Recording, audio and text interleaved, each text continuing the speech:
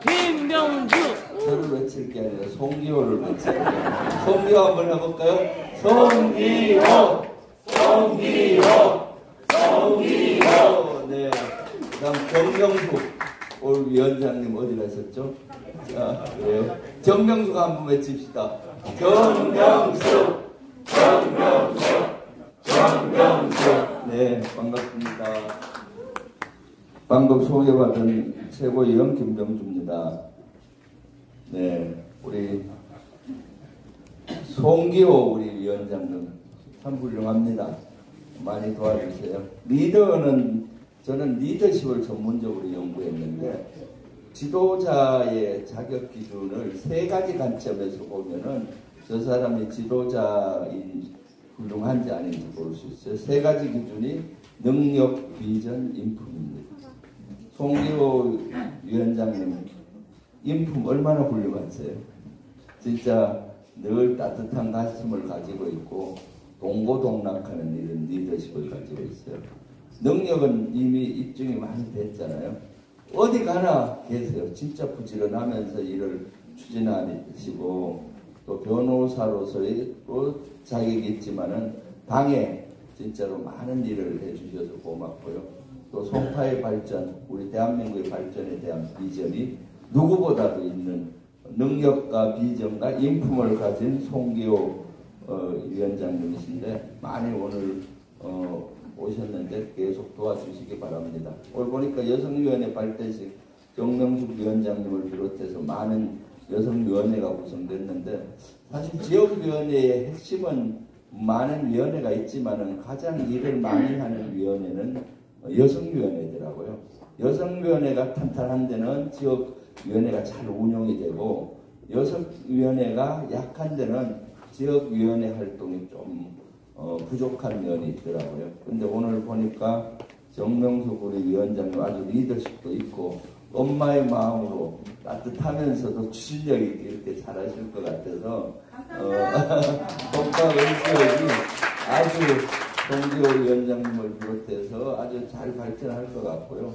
또 여기가 사실은 우리 민주당의 깃발을 잘 못 꼽았는데 다음에는 꼭 송기호 위원장님이 최재성 의원이 꼽았듯이 꼭 꼽을 수 있으리라고 저는 확신을 해요. 이제 지형이 많이 바뀌어가고 있는데 여러분이 같이 해주시면 좋을 것 같습니다.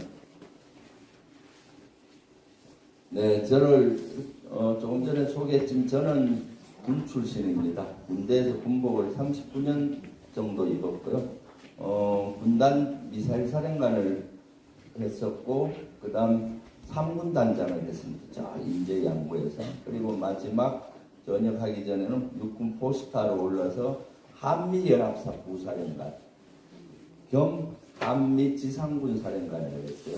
한미지상군 성군사령관은 전쟁이 나면 한미동맹 정신으로 한미군이 같이 연합해서 싸우게 되는데 한국 육군과 미국의 육군 주력을 지휘하는 게 한미지상군 사령관이죠. 제가 포스트하고 3스타는 미8군 사령관이 저의 부사령관이고 이렇게 됐었고요. 한미연합사는 한국의 육해공군과 한국의 증원되는 미국의 육해공군을 다 지휘하는 자리죠. 그러니까 사실은 전시가 되면은 국가 운명을 좌우하는 자리이기도 해서 진짜로 중요한 자리이겠죠. 네. 그리고 저는 그 국회 그리고 전역하고 나서 사실 제가 방송국에서 손자병법 많이 들어보셨죠? 네. 손자병법 1타 강사로 유명했어요. 그래서 여러 방송국에서 손자병법의 지혜로 성공하는 방법을 제가 강의를 했는데 아주 그때 인기가 좀 있었습니다. 지금도 유튜브 김병주 손자병법 치면은 그 당시 방송국에서 올려놓은 편수가 많아요. 사실 그래서 손자병법 강의를 제가 그 당시 방송국에서도 했고 지자체나 대기업 이런 데 많이 다니면서 강의를 한 적이 있었는데요. 기회 되면은 나중에 손자병법 진짜로 이건 정치적인 색깔 없이 열심히 일했는데 나는 왜 성공을 못하고 저 사람은 성공할까? 고민하시는 분은 손자병법 보시면 다 성공할 수 있어요.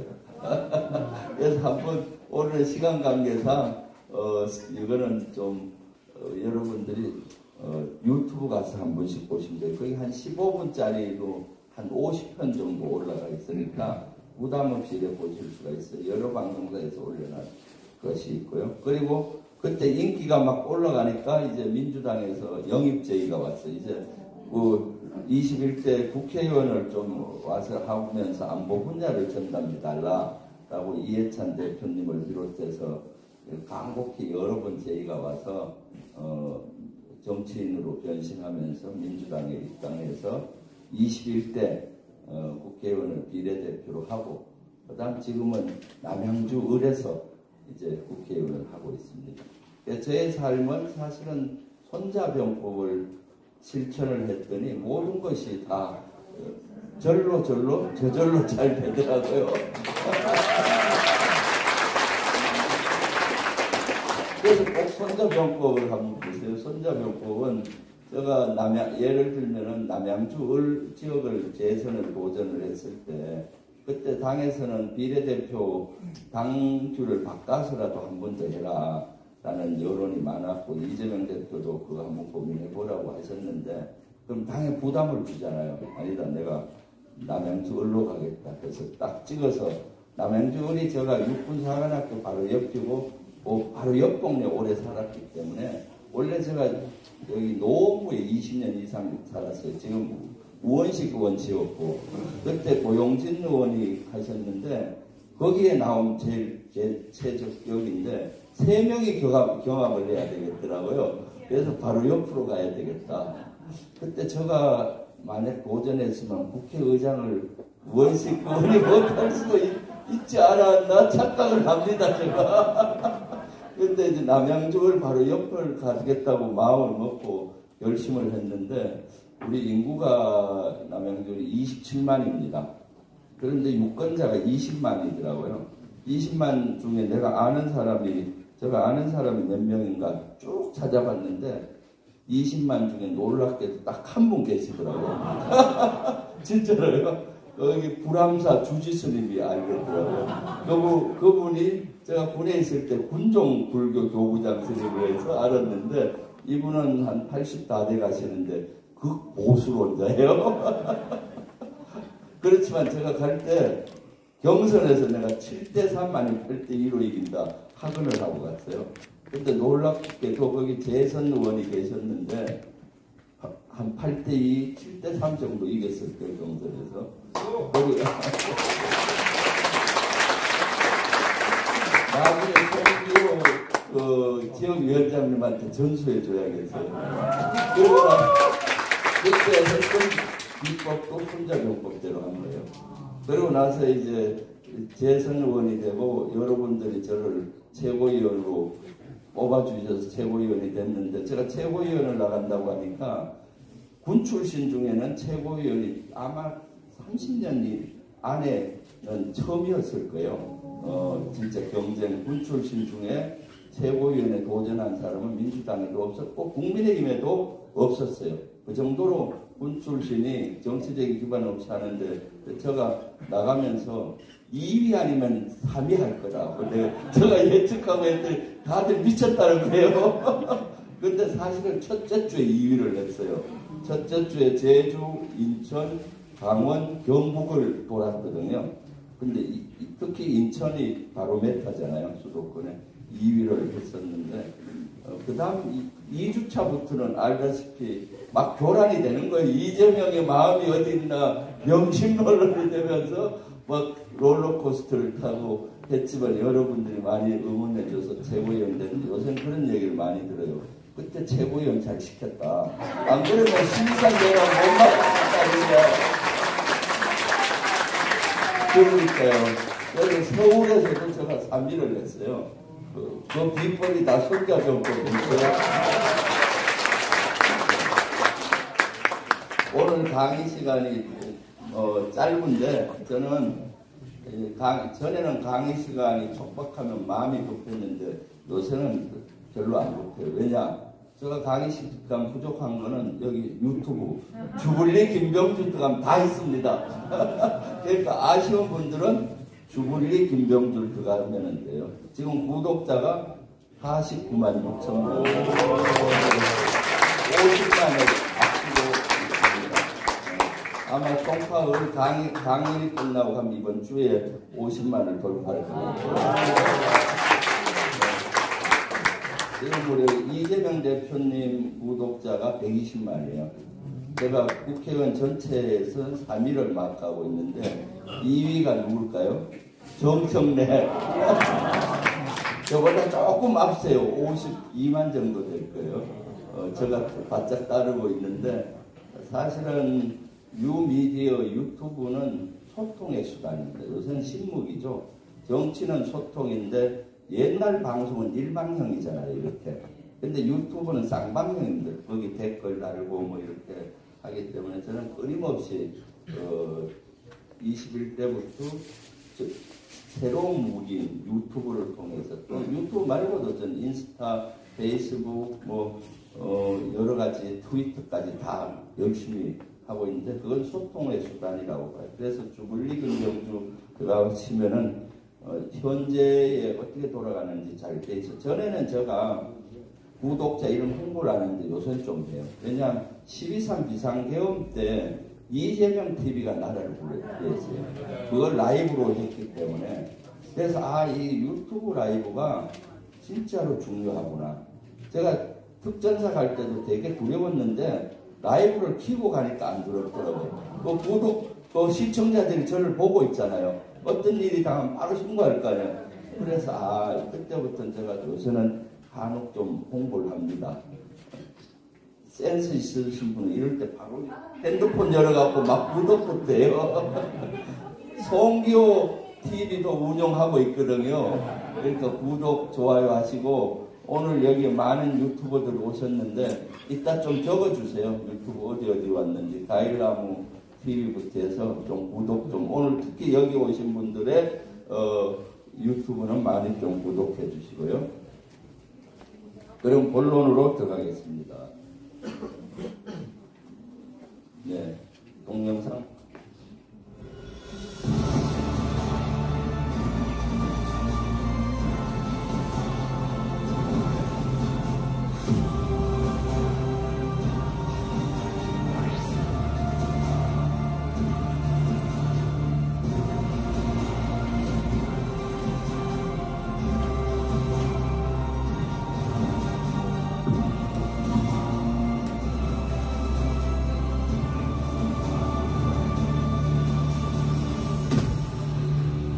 그러면 지금부터 본 강의 시작하겠습니다. 뭔가 클래스가 다른 것 같지 않습니까? 제가 옛날에 강의 다닐 때 진짜 명강사였어요.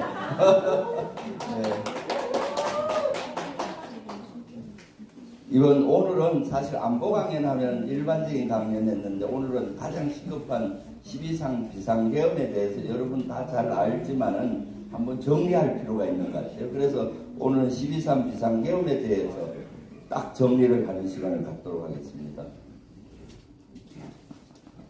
비상계엄은 사전 예고가 됐습니다. 사실은 비상계엄이 일어난다. 제일 먼저 예고한 사람이 누군지 아세요? 주불리 김병주입니다.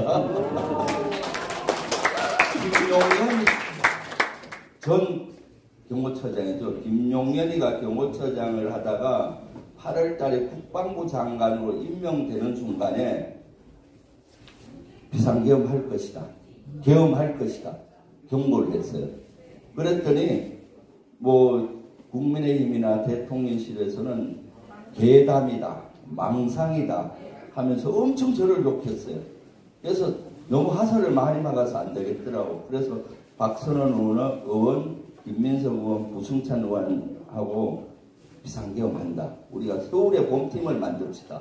그래서 계엄군을 막읍시다 해서 서울의 봄팀을 만들고 김민석 말 잘하잖아요. 이빨 세고 김민석하고 박선원 앞에 서라. 나 이제 하설 더 적게 봐서 해야 되겠다고 두 분을 앞장 세워서 계속 했었고요.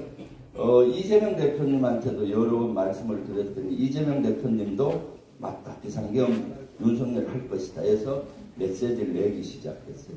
사실 그것이 저는 이번에 비상계엄을 막는 결정적인 역할을 했어요. 왜냐? 그렇게 하니까 저쪽에서는 계담이라 하면서 뭐라고 공격했는가 하면, 야, 민주당은 가반 의석 이상을 하고 다수당이니까 비상계엄 하면은 바로 국회 소집해서 가반 의석 이상 찬성을 받아서 비상계엄 해제 결의안 하면 되는 거 아니냐라고 공격을 했어요. 그래서 제가 얘기했죠. 야, 기무사 옛날에 박근혜 탄핵 때 기무사의 계엄 문건이 있었잖아요. 그때 보면은 가반 의석을 차지 못하도록 국회의원 한 30명을 잡아 엮는 프로그램이 있어요. 호고령 위반으로. 그럼 가반이 안 되는 거예요. 그러면 계속 할 수가 있잖아요. 그래서 가반 의석 논쟁이 시작이 된 거예요. 우리 당내에서도 일부 의원들은 야, 김 의원 너무 나가는 거 아니야? 그건 계엄은 아니잖아. 이럴 때 지금이 어느 시대라고 계엄하냐. 그런 얘기를 많이 했었죠. 그러면서 가반에 대한 룰을 다 아는 거예요. 국회의원들도 비상계엄이 되면 빨리 국회에 가서 해제하면 되겠구나 하는 생각을 했던 거고, 실제 많은 국민들도 해제가 여의도에서가 제일 중요하겠구나 하는 걸 알기 시작을 했던 것이죠. 한번 보시죠.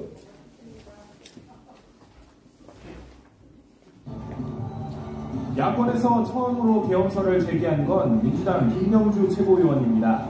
최고위원 후보 시절 8월 전당대회에서 김용현 전 경호처장을 국방부 장관에 앉힌 건 탄핵 전국이 오면 계엄을 대비하기 위함이라고 주장한 겁니다.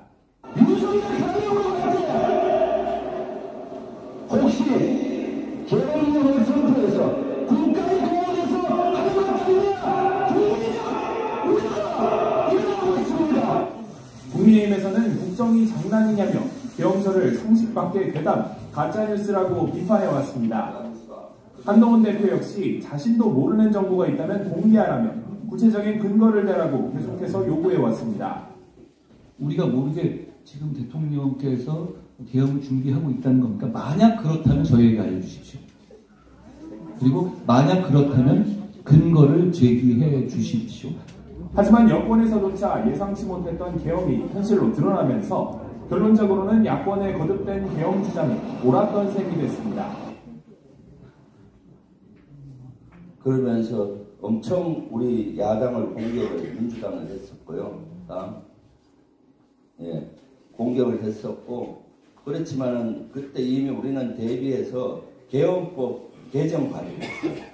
계엄을 사전 동의 국회를 받는 방안도 있었고, 사후 동의 받는 방안도 있었고, 만약 계엄이 발령이 되면은 국회의원이 강금을 하더라도 표결에 꼭 참가시켜야 된다. 이런 4가지 법안들을 발의를 해놓은 상태에서 사실은 본회의 통과가 아직 못된 상태에서 계엄이 일어난 거예요.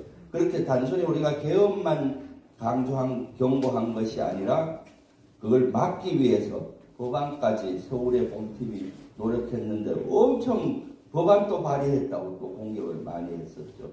사실은 징후는 이미 있었습니다. 우리가 인생을 살아가면서 법칙이 하나 있는데 하인리 법칙이 있어요. 1대 29대 300의 법칙입니다. 하인리라는 학자가 주장한 법칙인데, 대형 사고가 날 때는 300번의 사소한 징후가 있고 29번의 큰 징후가 있다가 일어난다는 거예요. 예를 들면은 삼풍백화점 붕괴 사고 이런 거 보면은 예를 들어서 금이 간다든가 시멘트가 떨어진다든가 이런 사소한 징후는 몇 년 전부터 있었고요. 빔이 휜다든가 또는 바닥에 금이 간다든가 수돗물이 갑자기 파열이 된다든가 이런 큰 징후들은 계속 있어 왔는데도 방치한 거죠. 그러다가 어느 순간에 큰게 나는 것처럼 비상계엄도 그냥 제가 뭐 점쟁이겠습니까? 점쟁이 아니잖아요. 징후가 있었던 거예요. 저는 왜 비상계엄을 할 수 있는 구조, 비상계엄을 건의할 수 있는 행안부 장관과 국방부 장관 둘이 건의하는데 둘이 다 충안고, 비상계엄을 하게 되면은 충안파가 다 핵심에 가 있는 거예요. 대통령, 국방부 장관, 방첩사령관 다 중앙파. 누구도 그거를 막을 사람이 없는 구조가 돼 있었고 경호처장이 김용렬이가 방첩사령관, 수방사령관, 특전사령관 불려다가 수시로 밥을 사주면서 공간에서 친위부대를 만들고 있었죠. 밥 사주는 게 뭐 대수냐 하는데 군에서는 자기 직속 상관 외에 다른 사람이 불러서 이렇게 모으는 그는 그 금기시 돼 있어요. 왜? 이것은 지휘계통을 벗어나니까. 예를 들어서 특전사령관 같은 경우는 상관이 육군총장이에요. 그러면 경호처장이 부르려면 장관한테 협조를 해야 돼요. 국방부 육군총장이나. 또 가더라도 특전사령관은 총장한테 보고해요. 경호처장이 밥 먹으러 오라는데 가도 되겠습니까? 갔다 와서 또 무슨 일이 있었다요. 예를 들면 LG 회장이 삼성그룹의 사장 3명을, 핵심 사장 3명을 자기 집에 불러서 수시로 밥 먹으면은 삼성 회장 동의 없이 어떻게 생각하겠어요? 의혹을 받잖아요. 그런 징후들이 많이 있었는데 저 같은 전문가에게는 그런 것들이 다 비상계엄의 한 1대 29대 300 법칙에 나오는 징후들이 포착이 되더라고요. 그래서 여러 가지 근거를 가지고 비상계엄한다라고 주장을 했고, 또 윤석열은 틈만 나면 2년 전부터 반국가 세력을 얘기했어요. 반국가 세력을 척결해야 된다. 반국가 세력을 분석하면은 자기 정책에 반대하는 사람을 반국가 세력으로 하더라고요. 윤석열 머릿속에는 언젠가 자기가 정치적인 궁지에 몰리든가 탄핵으로 갈 때 이 계엄의 칼을 분명히 빼겠구나 한 거죠. 그리고 신원식 장관이 국방부 장관 할 때 제가 주장을 안 했어요. 신원식은 계엄할 사람은 아니에요. 궁짝하면서 되게 강성이긴 해도 군인으로서의 기본적인 그런 자세를 갖고 있었기 때문에. 그런데 김용렬은 아니에요.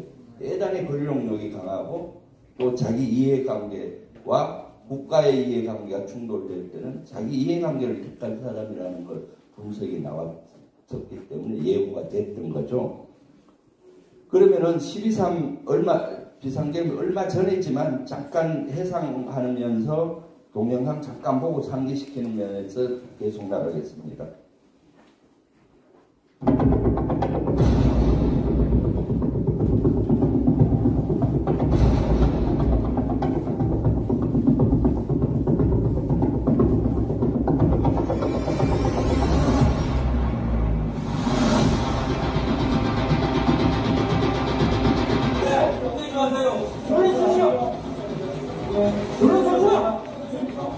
여기에 국회 사무총장의 허가 없이 아무도 들어올 수 없습니다.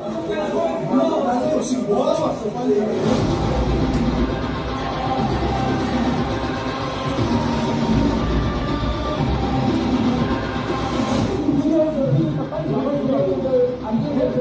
지금 나가서 준비 안 됩니다.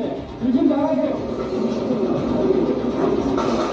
국제사무처는 오늘부터 국방부 직원, 경찰 등에 대하여 국회 청사 출입을 전면 금지를 조치했습니다.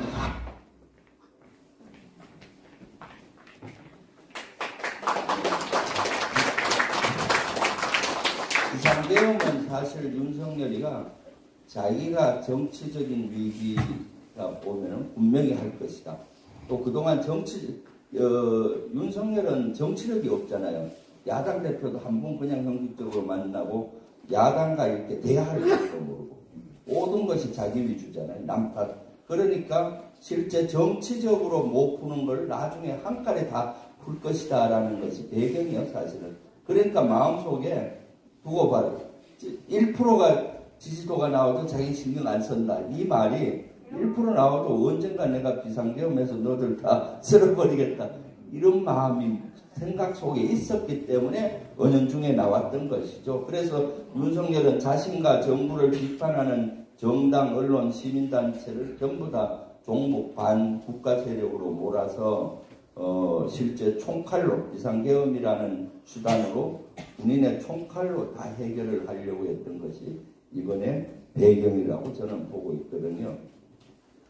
실제 이번 그래서 비상계엄은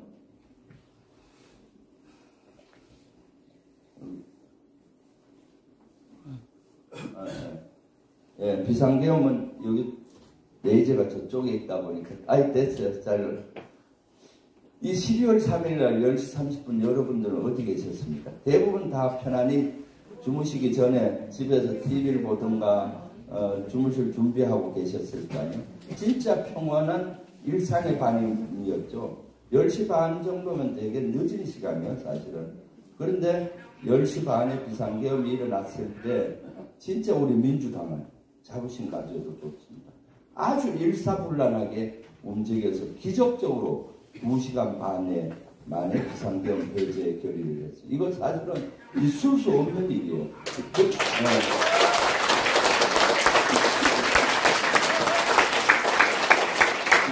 그때 그 민주당이 어떻게 움직였는지 한번 말씀드리고 싶은데, 저도 집에서 자려고 좀 씻으려고 막 준비하고 있는데 아들 녀석이 들어오더라고요. 들어와서 아빠 빨리 TV를 보라는데 비상계엄이라고? 뭔 소리야? 이런 지금 평온한데 TV를 보니까 비상계엄이라는 거예요. 참 미쳤구나. 저는 비상계엄을 할지는 알았는데 사회를 혼란한 상황을 만들어서 할 줄 알았죠. 그렇게 평온할 때 무식하게 이렇게 정신 나간 놈 같이 이렇게 할 줄은 진짜 몰랐어요. 그래서 제가 딱 보는 순간에 바로 이재명 대표한테 전화를 했죠. 저는 항상 안보 분야에 있으면 바로 이재명 대표하고 소통을 하는데, 전화해서 비상계엄입니다, 대표님.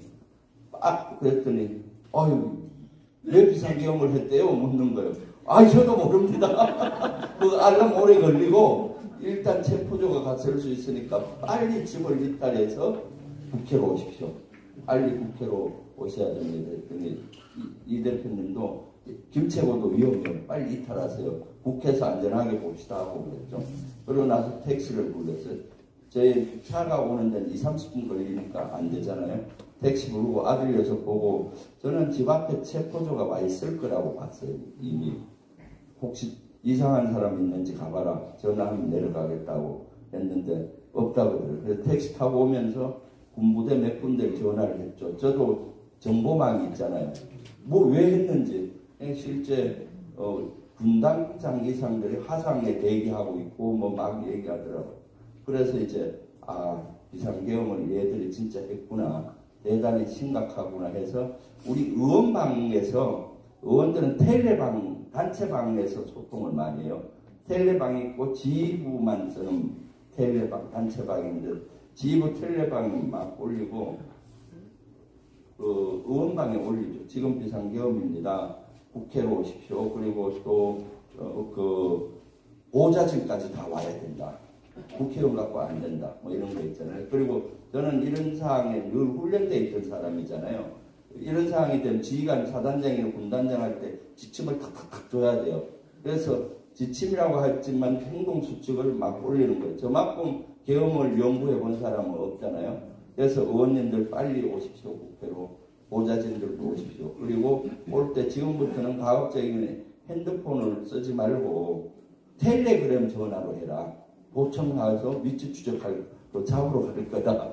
그리고 SNS는 가급적이면 줄여라. 왜냐하면 포고령에 그걸 쓰면 현행법으로 잡혀갈 수 있거든요. 그 다음에 이제 텔레그램 전화로 소통하고 또 파악해서 지금부터는 그렇게 하면서 국회에 왔을 때 계엄군과 절대 부딪히지 마라. 계엄군이 와 있을 테니까 부딪히면은 현행범으로 바로 잡아갈 것이다. 걔들이 원하는 게 그거다. 50명만 잡아가면 해제 못하잖아요. 가서 막 욕하고 뭐 하면 바로 현행범으로 잡아갈 테니까 수단과 방법을 가지지 말고 와라. 그때 또 우리 의원들은 실제 막 원내대표도 국회 오라고 지침을 내리고 또 이재명 대표님도 내리고, 그리고 먼저 온 사람은 막 또 정보를 공유해요.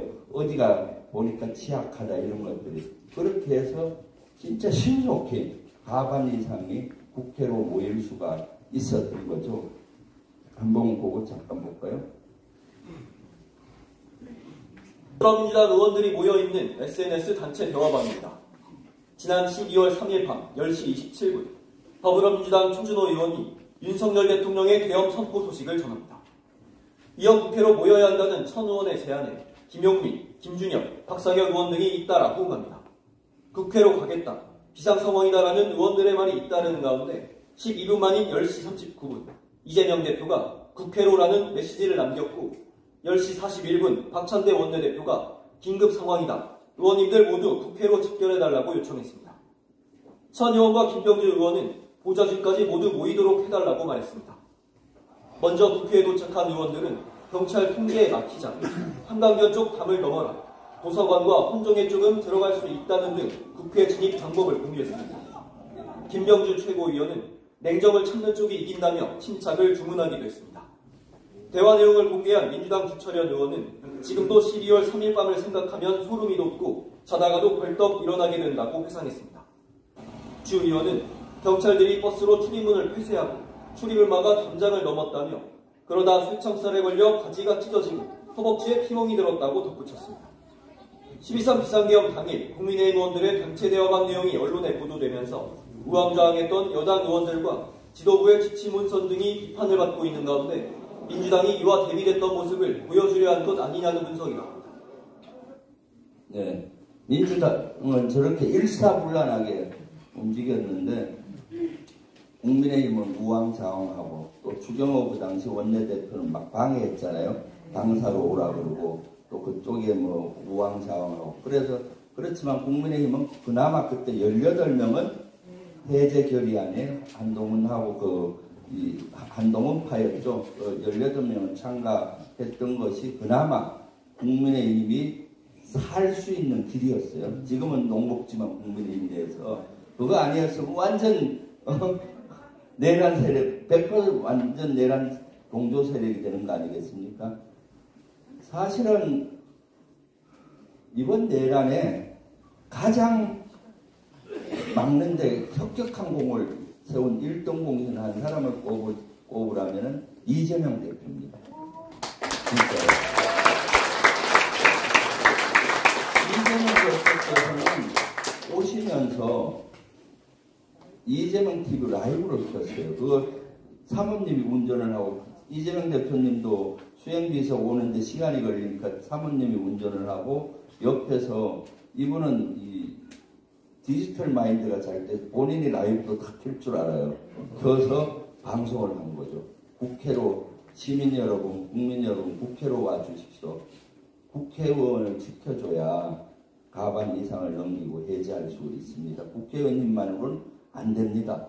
국회로 와주십시오라는 방송을 했죠. 이것은 포고령 위반으로 바로 잡혀갈 일이에요. 저는 포고령 위반할까봐 방송은 못하고 텔레그램에서만 했는데 이재명 대표 역시 대단해요. 사실 리더는 위기 시에 가장 빛이 발휘되고 위기 관리를 잘하는 리더가 가장 훌륭한 리더예요. 평상시는 시스템적으로 잘 돌아가요. 근데 위기 때 리더에 저 사람이 훌륭한 리더가 아닌가가 판별이 되거든요.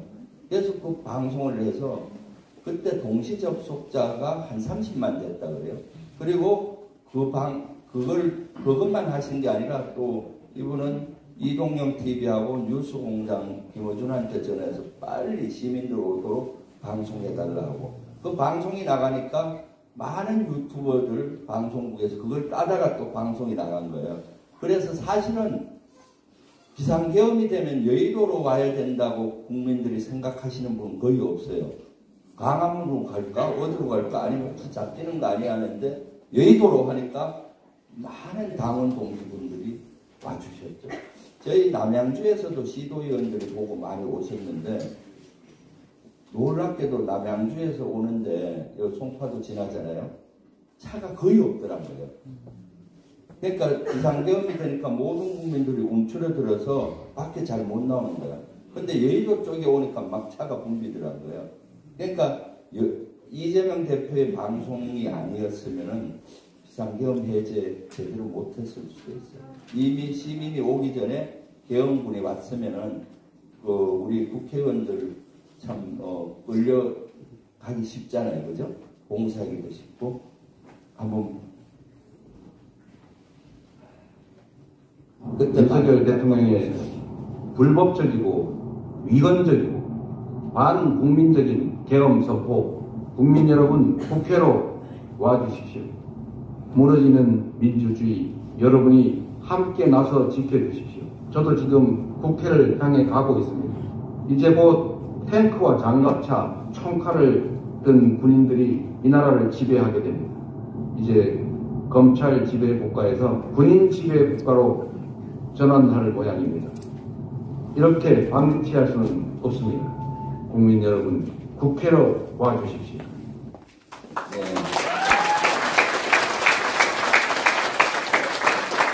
역사를 바꾼 라이브 방송이에요. 사실은 저 방송 한번 풀 버전으로 이재명 TV 들어가서 안 보신 분이 있으면 보세요. 저 중간에 누군가 흐느껴 우는 소리가 들려요.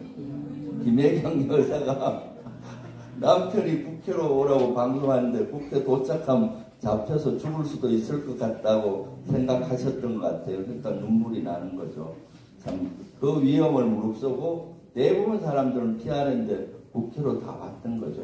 네, 그래서 이재명 대표의 저 라이브 방송이 저는 나라를 구했다라고 생각을 하고 있습니다. 실질적으로. 그래서 비상계엄은 선포가 돼서 22시 46분에 경찰이 바로 국회 출입 통제가 시작이 됐고 포고령이 1시간 후에 내려졌고 국계엄군이 24시 00시 34분에 도착을 했죠. 국회 진입, 본청 진입 시도를 하기 시작을 했었는데 본청으로 유리창 깨고 막 다 난입을 했었고요. 본회의 개의가 0시 49분, 비상계엄 해제 결의안이 1시 2분, 190명이 와서 190명이 찬성으로 통과돼서 결국은 04시 29분에 해제가 됐습니다.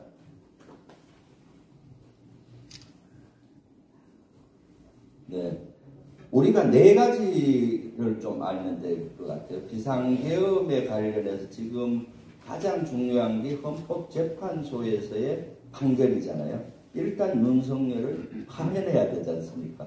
형사처벌은 두 번째고 파면을 해야 되는데 헌법재판소에서 어떤 관점에서 보느냐, 헌법에 중대한 했느냐가 가장 중요한 거예요. 헌법에 가장 중요한 걸.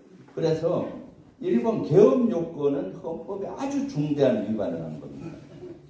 계엄의 요건은 헌법 77조에 의하면은 전시나 사변이나 이에 준하는 사태에만 비상계엄을 하게 됐어요. 전쟁 아니잖아요. 사변도 전쟁과 똑같은 상태예요. 통상 사변은 경고 없이 일어나는 전쟁이야. 그러니까 예를 들면 6.25를 20년 전만 해도 6.25 사변이라고 많이 들었잖아요. 그죠?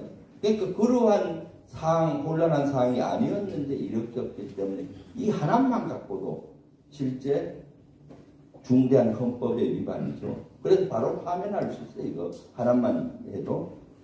두 번째,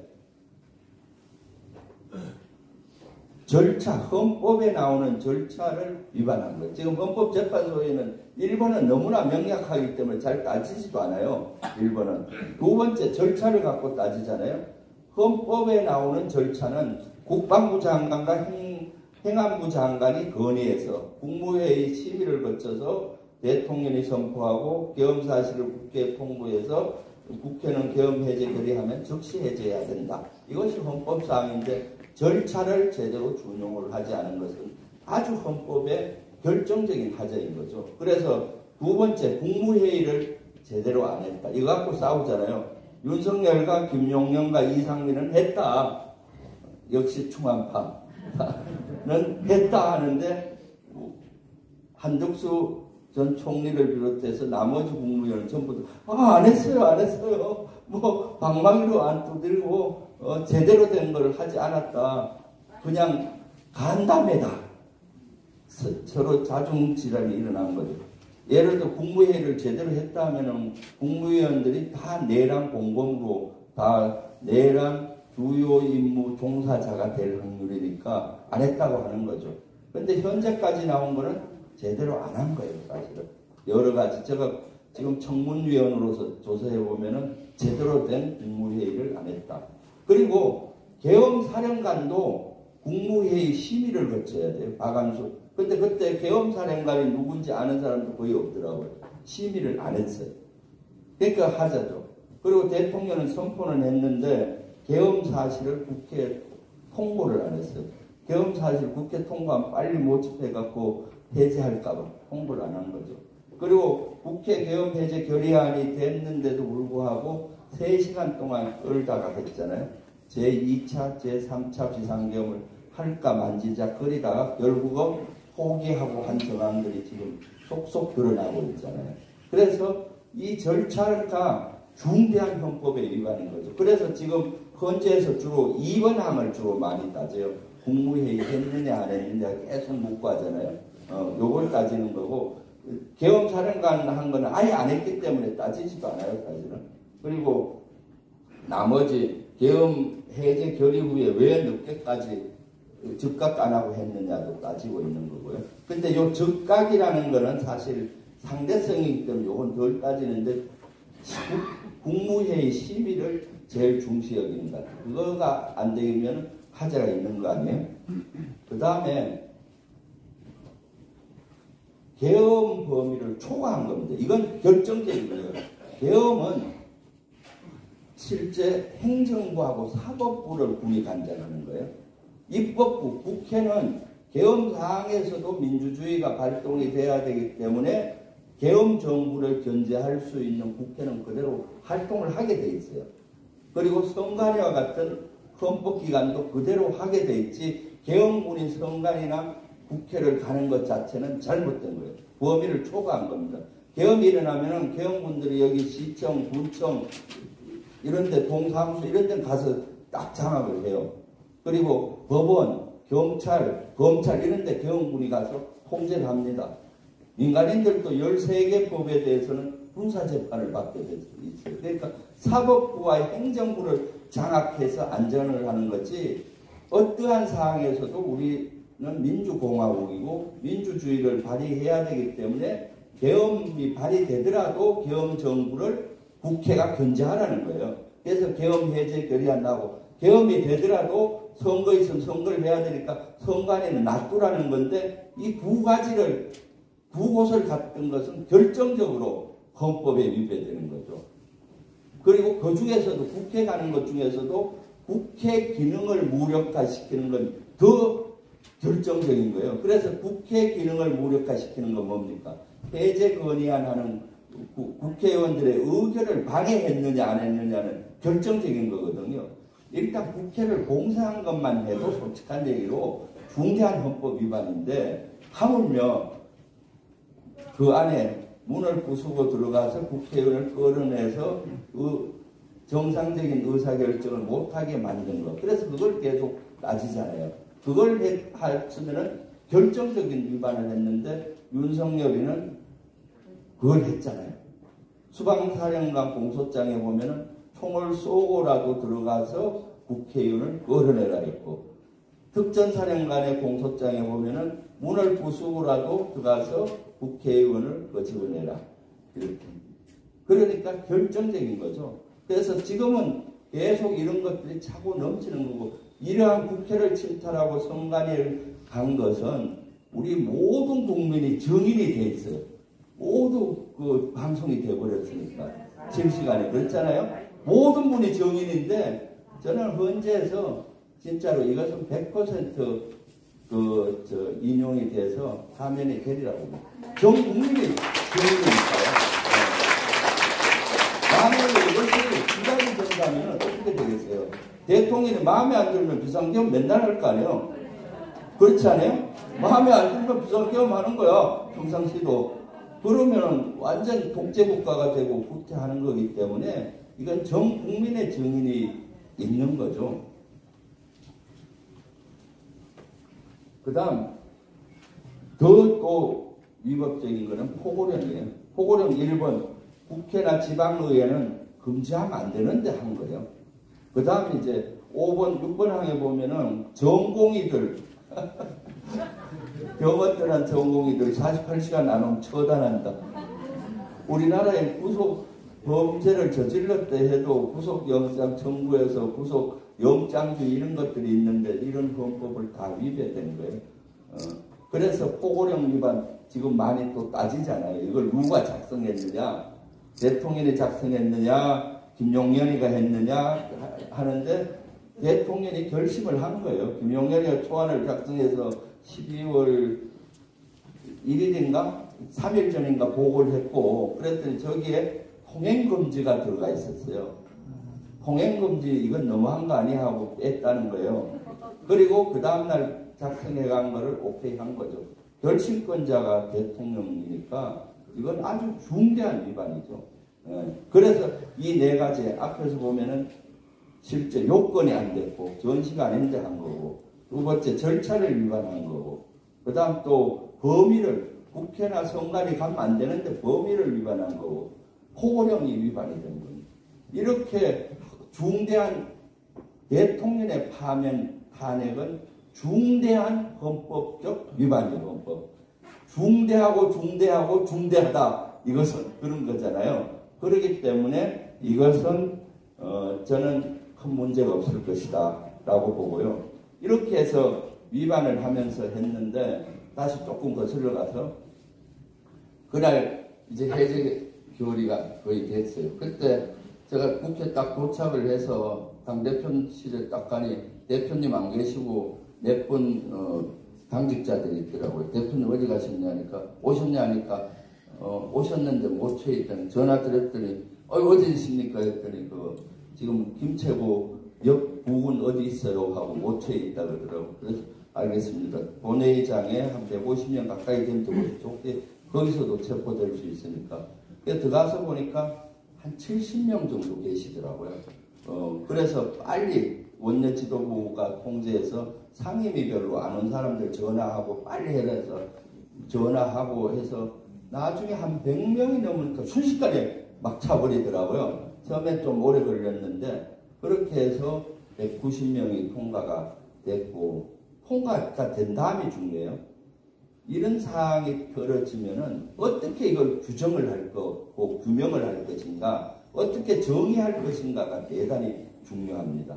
그래서 바로 지휘부가 이재명 대표님하고 제가 최고위원이니까 지도부하고 법률가 출신 국회의원들, 우리 송기호 위원장도 그때 계셨으면 같이 했을 텐데 법률가 출신 오래 해서 이걸 어떻게 규정할 것이냐, 중대한 헌법 위반으로만 하면은 좀 약하잖아요.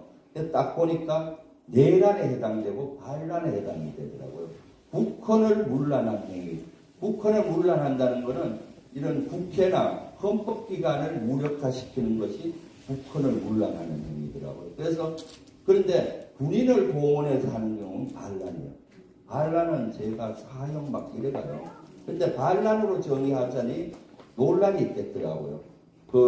김용현이나 대통령은 군인 신분이 아니잖아요. 직속 상관이긴 하지만은 그래서 반란으로 규정하자.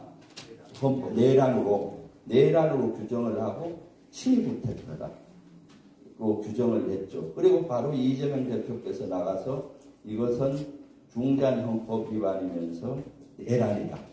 그리고 친위부택하다. 그래서 이것은 탄핵 사유다.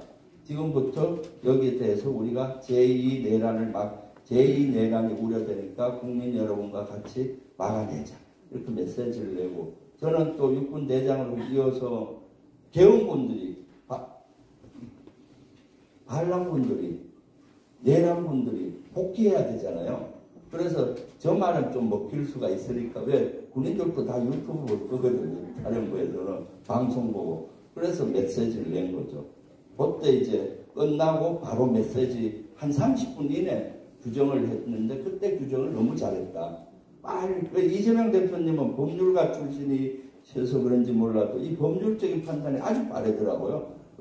여러 명 법률가 국회의원들 딱 토의하고 이거는 내란이다 해서 했던 거고요. 한번 보시죠. 인형입니다. 여러분들 정위치해 주시고 임무에 충실해 주십시오.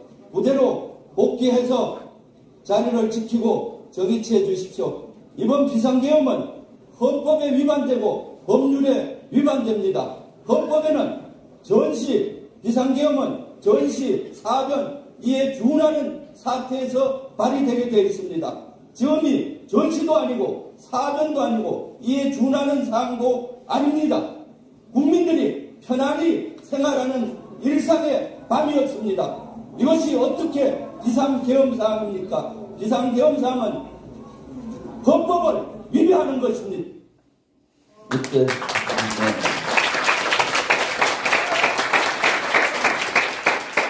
국민의 명령을 육군대장 출신 김병주가 계엄군들한테 엄하게 지시를 내린 거죠. 저 앞에 안 나와서 그런데 육군대장 김병주입니다.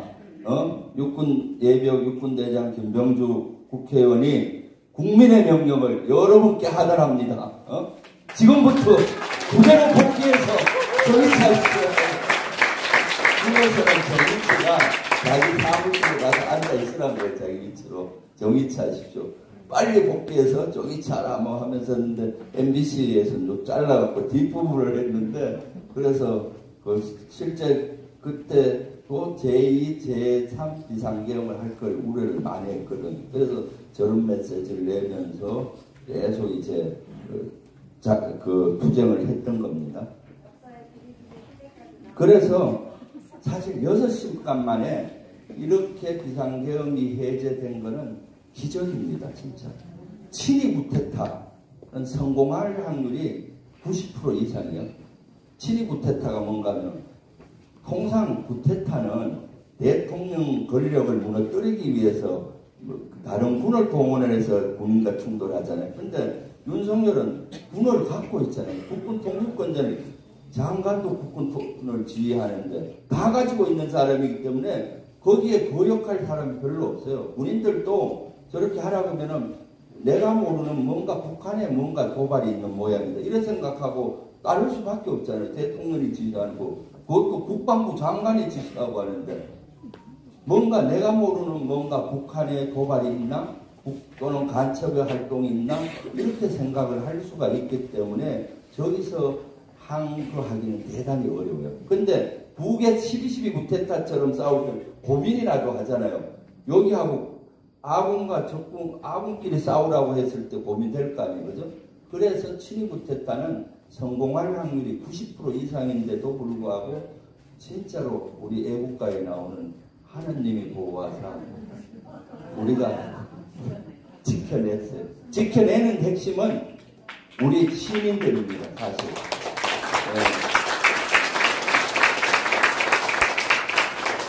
이재명 대표님이 그렇게 방송을 했다 하더라도 우리 당원 동지나 시민들이 용기를 못 냈으면 안 되잖아요.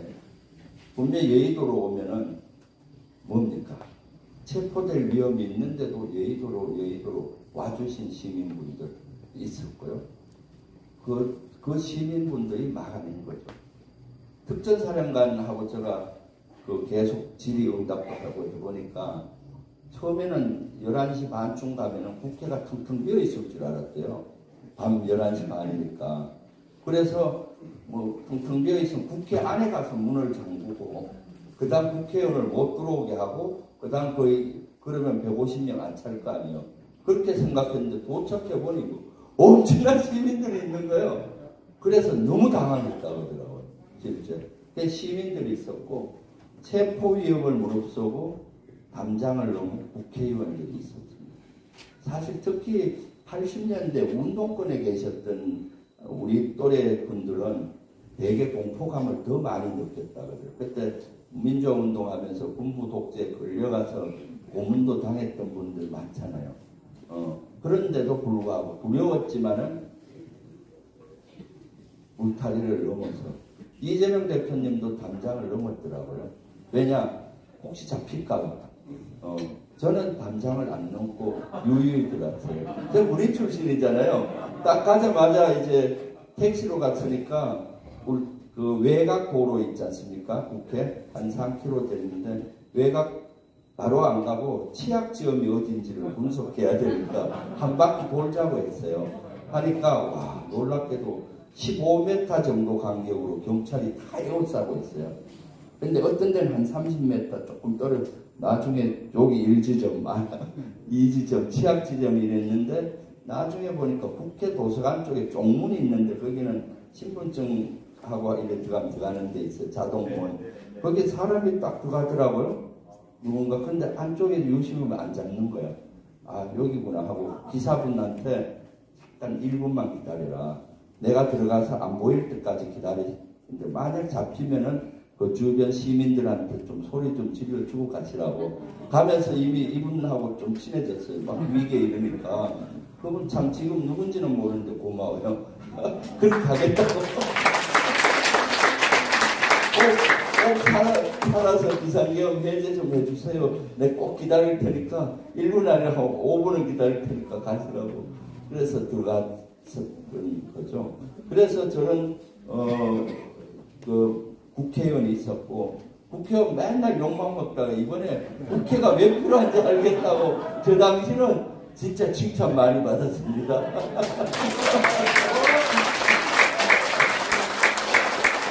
그리고 여기 많은 유튜버들 와 계시지만 언론과 유튜버의 역할도 좀 크다고 봐요. 저 당일날은 보수 유튜버들도 다 보수 방송도 하나같이는 잘못됐다 생각해서 딱 있는 그대로 보여줬어요. 제가 그때 쭉 분석해 보니까. 근데 세월이 지나면서 이게 바뀐 거죠. 그렇죠. 대한민국의 정상적인 사고를 하는 사람이라면은 총칼로 유리창을 국회를 깨고 들어가는 걸 정상적으로 못 보잖아요. 그때는 진짜 보수 진보할 것 없은 모든 유튜버들이 별로 저쪽을 옹호하지 않고 이 큰일 났다 이러면서 봤었는데 시간이 지나면서 이게 바뀐 거죠. 그리고 계엄군의 소극적 대응도 한몫했다고 봐요. 사실 멋모르고 투입한 것은 너무나 중재죠.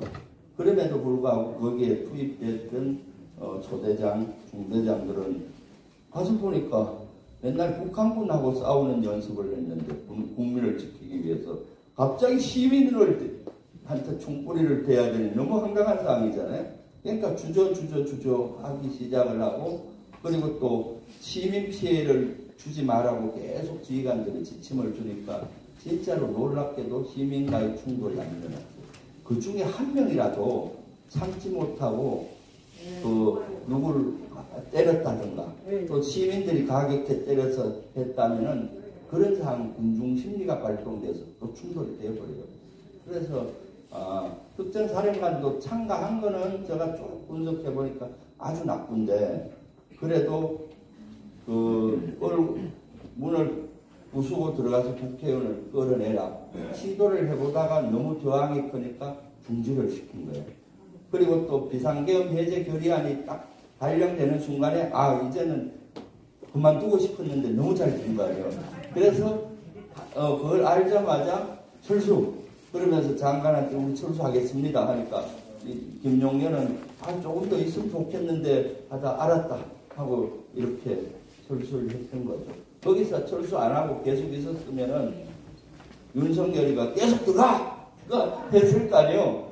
총을 쏘고라도 들어가 하다 보면은 또 감정이 서로 간에 충돌이 되고 하다 보면은 어떻게 걷잡을 일이 있을 수도 모르는 거죠.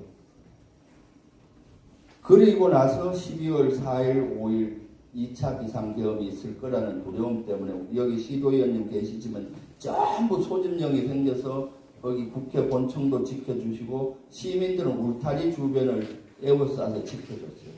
고등학생 그때 기말고사가 있었는데 어떤 고등학생들은 그 국회 문이 많잖아요. 그 문에 밤새 공부하면 입을 뜨면서 이렇게 공부하는 지킨 고등학생들도 있어요. 혹시 2차 비상계엄 오면은 맞겠다고.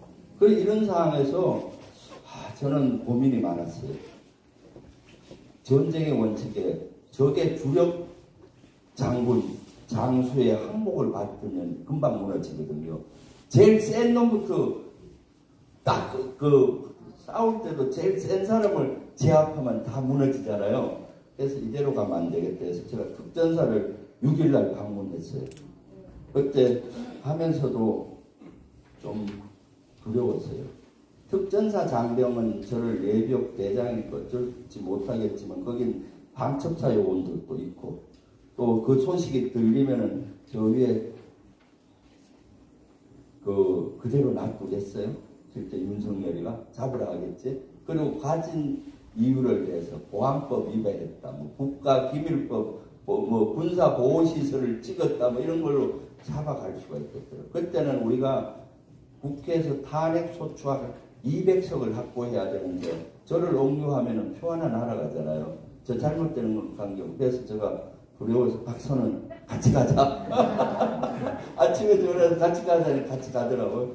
같이 갔는데 처음에는 제가 한 2-3개만 따오려고 했어요. 이건 잘못됐다. 국민께 사과해라. 전사회관 사과 메시지. 두 번째, 이러한 지시가 다시 내려왔을 때는 나는 따르지 않겠다. 이 메시지가 중요하잖아요. 그런데 고분고분 특전사령관이 다 또 국방이 현안 질의처럼 할 테니까 현안 질의처럼 해달라고 해서 쫙 그때 유튜브로. 그래서 도착할 때쯤 돼서는 두려운 거예요. 그래서 그거를 녹화해서 나중에 올리려고 했는데 안 되겠더라고요. 이재명 대표님처럼 라이브를 틀어야 돼요. 라이브를 틀면은 제가 억류되는 것이 그 당시 그대로 보이잖아요. 틀고 저도 방송을 MBC하고 저는 오마이TV에 고정 출연을 하기 때문에 오마이TV에 전화를 했어요. 내가 11시인가?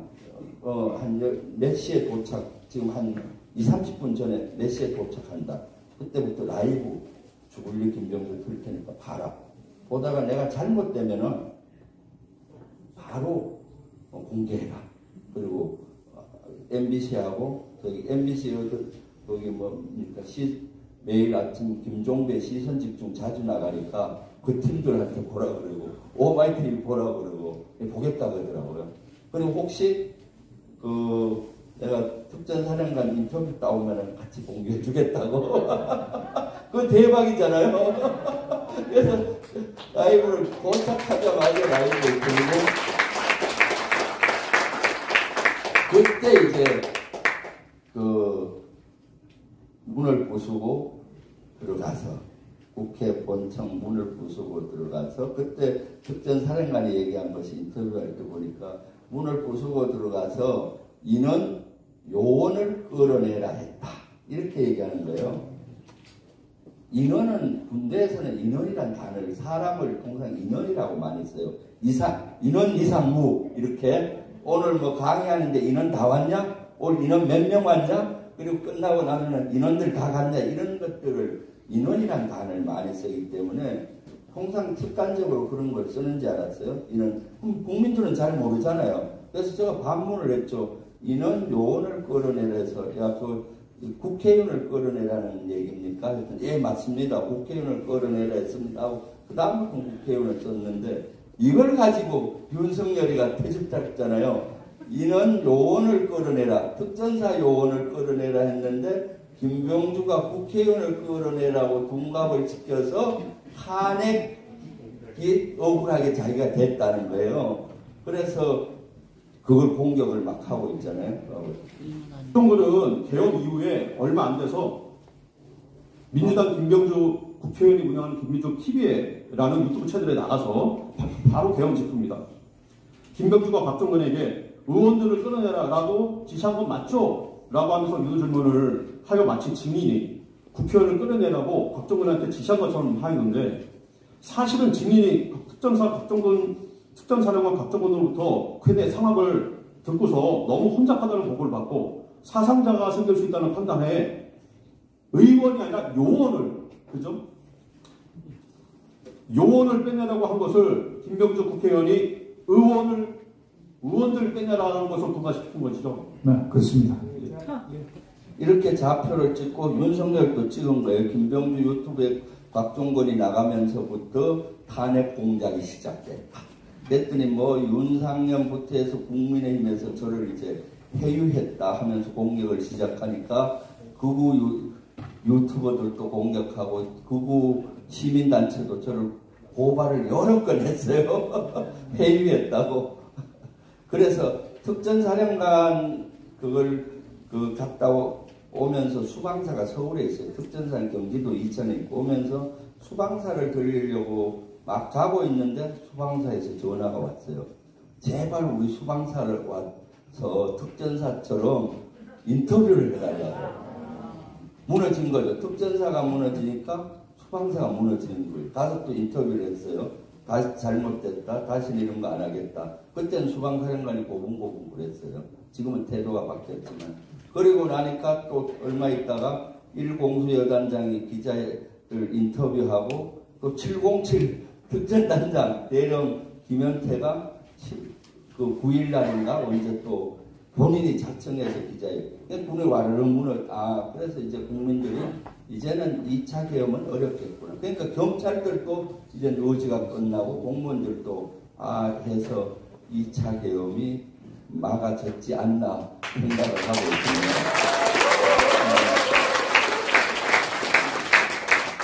그러고 나서 문제가 이제 국회 탄핵소추안을 통과해야 되는데 1차 때 부결됐잖아요. 그랬더니 우리 젊은 청년들이, 시민들이, 특히 청년들이 여의도로 응원봉을 들고 막 오셨잖아요. 수백만이 모였죠. 응원봉, 젊은이들에게, 청년들에게 응원봉은 자기가 가장 좋아하는 가수, 밴, 가수, 연예인들 만날 때만 흔드는 거거든요. 최고의 가치죠. 자기의 가치를 들고 온 겁니다. 민주주의의 가치, 자유의 가치, 이걸 지키기 위해서 몰려들었습니다. 그 많은 청년들이 옴으로써 저는 진짜 희망을 봤습니다. 이번에 민주주의가 무너졌지만 이걸 극복하고 나면은 다시 우리 민주주의는 탄탄하겠구나. 20대들이 그동안 정치에 관심이 좀 적었습니다. 당장 먹고 살기 어려우니까. 그런데 20대의 강점은 저는 20대, 30대들은 어릴 때부터 몸으로 민주주의를 익힌 세대입니다. 우리 60대만 해도 머리로는 민주주의를 익혔는데 몸으로는 못 익혔어요. 어릴 때 하부장적인 집안에서 아버지 말이 명령 절대 권력자였잖아요. 그런데 자랐고 학교 다닐 때도 그렇고 회사 다닐 때도 사실 민주화가 잘 돼 있지 않은 문화였잖아요. 머리로는 민주주의 이해했기 때문에. 그래서 사실 지금 극우 중에 연세 많으신 분은 왜 분노하지 않을까? 이렇게 우리가 의문을 많이 하는데 그 중에 하나가 몸으로 그 세대는 잘 못 배웠습니다. 민주주의를. 머리로는 배워요. 그러니까 그걸 수용하기 쉬운데 20대들은 안 그렇죠. 집에서 한번 여러분들 자식들하고 있을 때 오히려 민주주의 하에서 자라서 함부로 못 하잖아요. 혼도 못 내고 항상 의사결정을 민주 방식으로 하잖아요. 그 젊은 세대들이 이번에 민주의 가치를 알았기 때문에 앞으로 극복하고 나면 앞으로 20년, 30년, 50년 민주주의가 견고해지겠구나 하는 걸 저는 느끼고 있습니다. 그래서 2차 계엄 때 몰려들면서 2차 때 탄핵소추안이 가결됐잖아요. 그때 아마 여기 계시는 분이나 저나 다 눈물이 저절로 났을 것 같아요. 저도 났습니다. 한번 보실까요?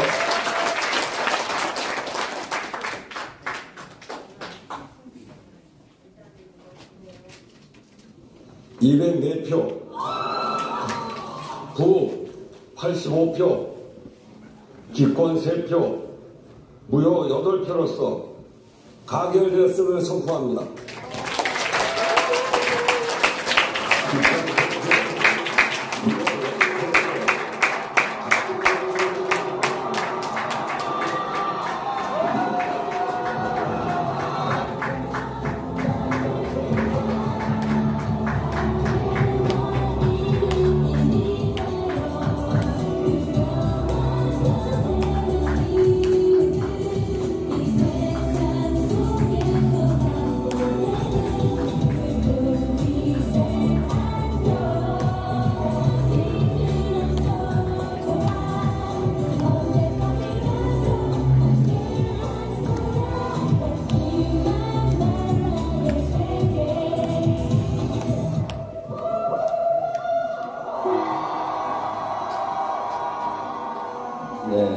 대단히 감격스러운 장면이죠. 그래서 우리는 이 혁명을 빛의 혁명이라고 명명을 했습니다. 빛의 혁명도 이재명 대표께서 장명을 했어요.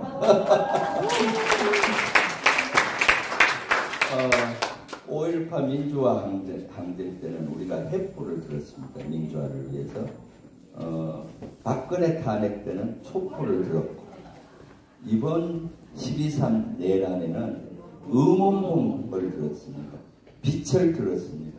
이 빛의 혁명은 더 멀리 뻗어가서 꼭 성공하리라고 확신을 하고, 이 감동의 순간은 아마 3월 중순 이전에 헌법재판소에서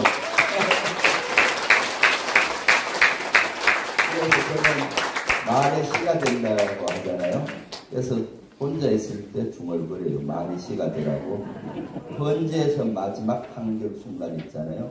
피정부인 대통령 윤석열을 파면한다. 와, 이렇게 그때보다도 더 즐겁게 빛의 혁명 응원봉을 들고 그러지 않겠어요. 그래서 제가 응원봉을 4개나 샀어요. 근데 거기 나오는 소녀시대 너희는 팬은 저는 아닌데 이번에 팬이 됐어요. 그 응원봉 만들려니까 공부를 해야 되잖아요. 이름도 외워야 되고. 네. 그런데 그 다음부터 이제 그 수사 기록이 속속 나오면서 이제 더 밝혀졌고, 이제 시간이 지나니까 다음 많이 조금 지나가도 될 것 같네요. 네. 한덕수 근한대행 했지만은 여러 가지 문제로 탄핵을 했었고요. 최상목 근한대행도 그 윤석열과 한몸입니다. 그러다 보니까 한몸이라고 전 생각하는데, 헌법재판관 후보자 3명 중 2명만 임명한, 그나마 2명을 해서 지금 헌재에서 탄핵을 용이하게 됐습니다. 그렇지만은 사실 여러 가지 하고 있고요. 윤석열 체포영장 집행을 1차 실패했는데, 이때 실패하면 안 됐던 건데, 요때 1차 때만 해도 극우 세력이 그렇게 중동하지 않았어요. 독버섯이 그렇게 크지 않았는데, 1차 실패하면서 윤석열이가 이건 통치행위다, 또는 계몽령이다, 엉뚱한 얘기를 하면서 다시 극우의 그 독버섯이 커진 것이 가장 큰 문제 중에 하나라고 봐요. 저때 1차 때 딱 그 공수처가 제대로 해서 딱 했으면은 독버섯이 적당한 지점에서 못 자랐을 텐데, 그것이 저는 참 한이 돼요, 사실은. 그렇지만은 지금 다시 그 기운은 빠지고 있잖아요. 그렇지만은 2차 체포를 했고, 그 다음 탄핵 재판소에서 윤석열은 하는 얘기마다 다 거짓말을 하고 있죠. 근데 법률가들, 헌재에 나가 있는 우리 법률가 여러분들한테 얘기를 들어보니까, 헌법재판소에서 증인들 증언하는 거는 10% 정도 영향밖에 안 간대요. 그러니까 혹시 윤석열 측 증인들이 나와서 뻔뻔한 얘기해도 걱정 안 하셔도 된다고 하더라고요.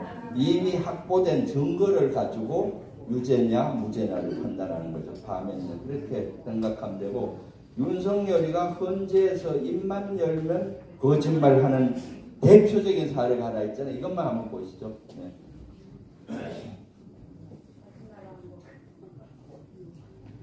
네. 인원이라고 얘기했다고 하는데, 저는 그냥 사람이라는 이런 표현을 놔두고, 또 의원이면 의원이지 인원이라는 말을 저는 써본 적이 없습니다.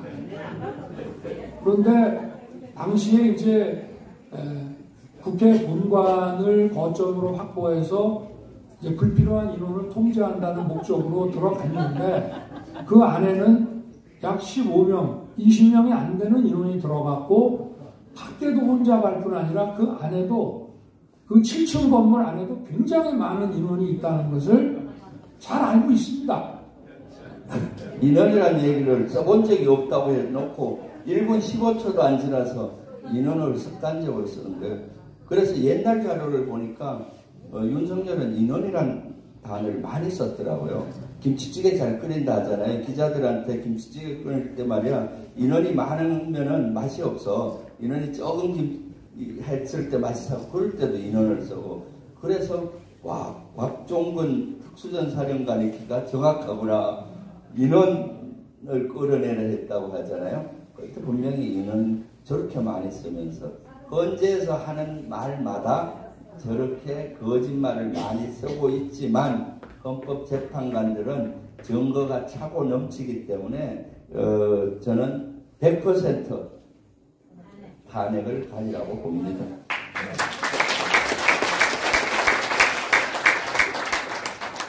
비상계엄이 성공했다면 어떨까요? 지금쯤 저는 이 자리에 없고 아마 송교 안 계시겠죠? 노상원의 수첩에는 1차분 수거 대상이 500명이고 거기 10차 이런 단어가 나와요. 10차면은 1차가 500명이면 한 5,000명에서 한 수만 명이 될 확률이 많죠. 실제 그랬을 겁니다.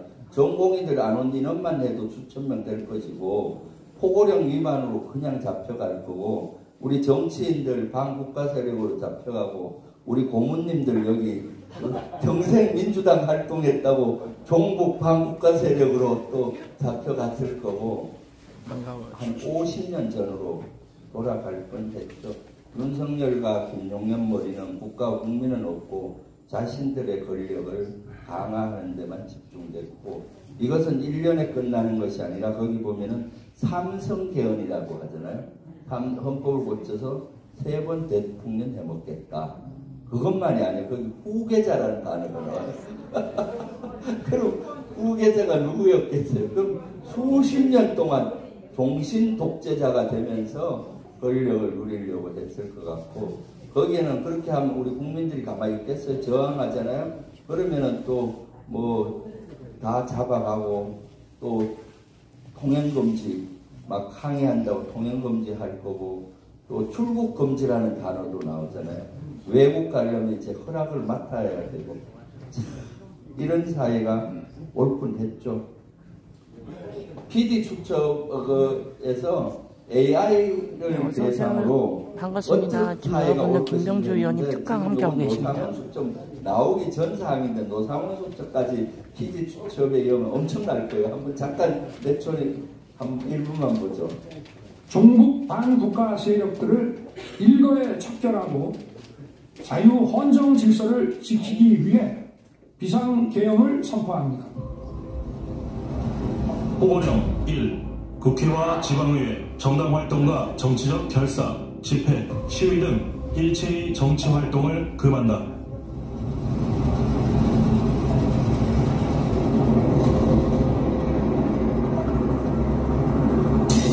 뉴스 속보입니다.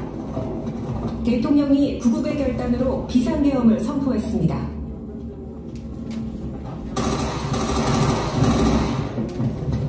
반국가 세력을 일거에 척결하라는 대통령의 지시대로 국회는 순식간에 정리됐습니다.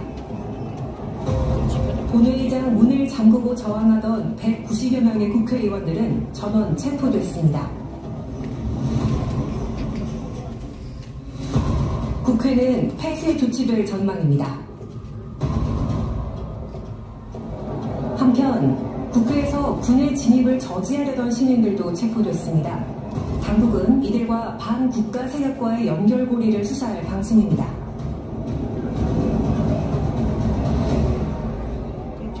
끔찍한 서막이 시작이 됐겠죠. 네. 이제 제일 중요한 것이 헌재의 파면이라고 봅니다. 그 다음에 윤석열에 대한 재판, 그리고 더 중요한 것 중에 하나가 철저히 진상조사를 해서 일벌백계해서 다시는 이런 일이 없도록 해야 되겠죠.